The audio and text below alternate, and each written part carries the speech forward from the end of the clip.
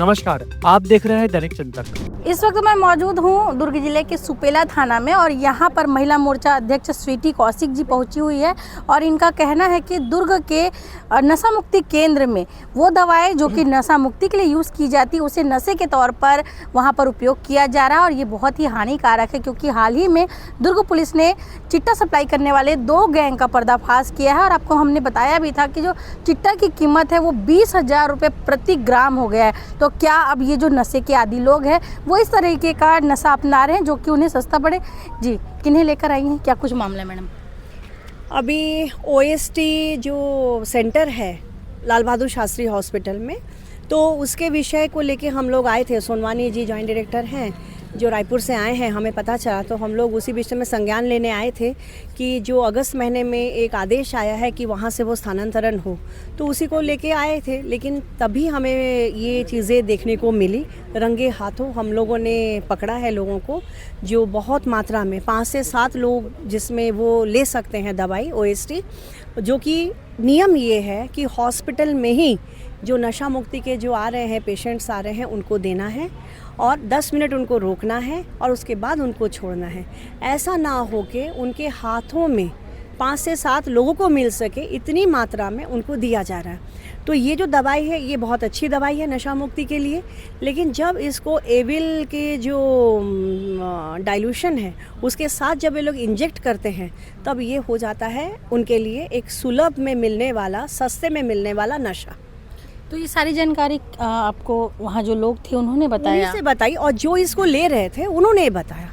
उसमें एक 17 साल का बच्चा था जो कहता है कि मैं पॉलिटेक्निक का स्टूडेंट हूँ, तो चिट्टा पहले लेता था कह रहा है, लेकिन अभी वो बहुत महंगा हो गया है तो नहीं ले पा रहा है। तो इस तरीके से वो अपना जो नशे की जो पूर्ति है इस तरीके से कर रहे हैं। तो जिन्हें आप अभी लेकर आई हैं उनके बारे में आपको कुछ पता चला? नहीं, कुछ भी नहीं पता है। दुर्ग से है, वो अपने आप को बता रहा है, लेकिन हमें जब मिला तो पुलिस को हम लोगों ने सुपेला थाने में इस बात का संज्ञान दिया और उन्होंने उसको पकड़ा हुआ भी है और लिखित में हमने अपनी शिकायत दी है और कल सीएमओ ऑफिस में भी हम शिकायत देंगे क्योंकि उनके अधीन ये मामला है और इस पे बहुत सख्त कार्रवाई होनी चाहिए क्योंकि हमारी सरकार एक जिम्मेदार सरकार है और नशा मुक्ति के लिए जो प्रयास है, तो कहीं ना कहीं ये सब जो लोग हैं ना अपने छोटे से आर्थिक लाभ के लिए ये उन सब उपायों को ये लोग धरातल मतलब नष्ट कर रहे हैं। तो कहीं ना कहीं ये सब हम लोग जो देख रहे हैं इसको रोकथाम करना बहुत ही ज़रूरी है और उसी के लिए आज हम एक ही व्यक्ति को आप लेके आए हैं और ऐसा मुमकिन नहीं है कि एक व्यक्ति द्वारा इतना बड़ा काम किया जाए, क्योंकि बहुत ही गंभीर विषय है ये। तो क्या लगता है और भी लोग शामिल होंगे? बिल्कुल शामिल होंगे। ये ऐसा इसलिए है कि ये आसान ही नहीं है कि किसी को 5-7 लोगों की जो ओएसटी की जो देने की जो मात्रा है वो कोई लेके आए। ये सिर्फ हमने एक को पकड़ा है तो इसका मतलब नहीं कि एक को मिल रहा होगा, ये बहुत लोगों को मिल रहा होगा और कहीं ना कहीं जिन लोगों की मिली भगत है तो उसका पर्दाफाश होना बहुत ज़रूरी है। और डॉक्टर की निगरानी में चल रहा था ये सारी चीज़ें? देखिए, ये तो अभी जांच का विषय है ना, और बहुत जल्द इसके ऊपर भी जांच होगी और आपको पता चलेगा। आपने शिकायत जो की है वो किसके खिलाफ की है? अभी शिकायत तो ये किया है कि किस तरीके ये ओएसडी बाहर आ कैसे रही है, इसकी जांच का विषय है और इस तरीके से ना आए और किस किस की संलिप्तता है ये चीज़ की जानकारी। कुछ कार्रवाई चाह रहे हैं? बिल्कुल कार्रवाई चाह रहे हैं। क्या कुछ कार्रवाई चाह रहे हैं? जो भी इस मामले में जिनकी भी संलिप्तता है या फिर जो मिली भगत है वो उजागर हो और सख्त के सख्त जो कानूनी दायरे में जो कार्रवाई हो वो होनी चाहिए। परिचय देंगे मैडम? स्वीटी कौशिक, महिला मोर्चा जिला अध्यक्ष भिलाई। जी, आप लोग भी वहाँ पर थे, आप लोगों ने क्या कुछ देखा? हम लोग को जब जानकारी मिली, सबसे पहली बात तो वहाँ हॉस्पिटल के सुरक्षा के मद्देनज़र हम लोग बात करने गए थे सोनवानी सर से। तो जो नशा मुक्ति सेंटर वहाँ जो खोल के रखे हैं, वहाँ जो मरीज़ें आते हैं, जो अलग बीमारियों के लिए मरीज आते हैं, जैसे गर्भवती महिलाएं आते हैं, उनको लेकर बहुत दिक्कत होता है, उनके साथ दुर्व्यवहार किया जाता है इन लोग के द्वारा।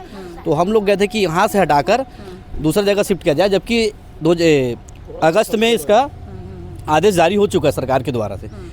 जब हम लोग गए तो इस मुद्दे में तो कुछ ऐसे लोग भी पकड़ाए कि जो नशा सामने ले रहे हैं और ये ऑन द स्पॉट पे हम लोग वहाँ से सिरप की वो इंजेक्शन की बोतल पकड़े, ओएसडी पकड़े, जबकि सिस्टम ये है, नियम के तहत बनाया गया जो नशा मुक्ति के तहत, कि तत्काल आपको खिलाना वहीं पास है और खिलाने के बाद 15 मिनट आपको रोकना है।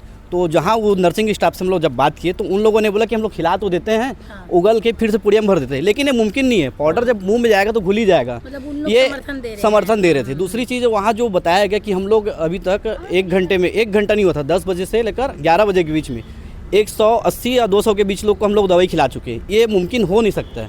ऐसे उनके बयान थे और गैर जिम्मेदारा काम जो कर रहे हैं उन पे कार्रवाई होना चाहिए। ये प्रशासन। मेरा नाम है रामचंद्र साहू, श्री राम जन्म समिति महामंत्री सुपेला प्रखंड। जी, किस तरीके से देखते हैं और किन किन की लग रहा है कि इसमें संलिप्त है, किन लोग?